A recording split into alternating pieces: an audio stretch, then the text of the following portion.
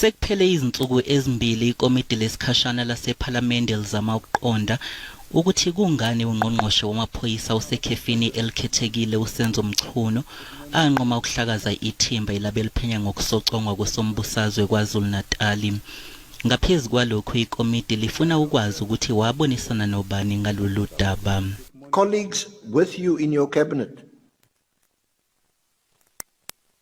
did you not think it was important to engage with them? Eziphendulela uMchunu uthe wamazisa kafushane umengameli wezwe uCyril Ramaphosa ngalolu daba. I sought an appointment and it was granted at a particular time and I went to brief him. So you didn't inform the president before you issued the directive. You only spoke to him after you issued the directive. I've already said so. Nokho-ke izimpendulo zikaMchunu azange zimgculise ohola ubufakazi nokuholele ekutheni kugcine sekungenelela elinye ilungu lePhalamende. It is important for us to explain to the witness why the evidence leader is emphasizing agreement. It's solely because the main witness had casted doubt whether the president would have agreed for a dissolution of a political killings team.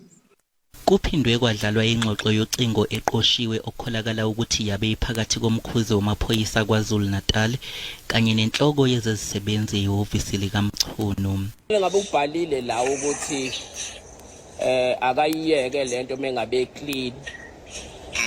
Kule ngxoxo uMchunu usola umkhwanazi ngokumsongela kepha ngenxa yobuhiqihiqi bobuchwepheshe besimanje leyo ngxenye athi wasongelwa kuyona ayizange izwakale.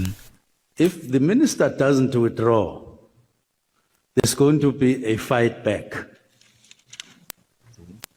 A fight back. How does this affect General Mkhwanazi to a point where he would say there's going to be fight back? Kulindeleke ukuthi isicwawu siqhubeke ngolwesibili olizayo nalapho amalungu ePhalamende ezothola ithuba lokupheka uMchunu ngemibuzo.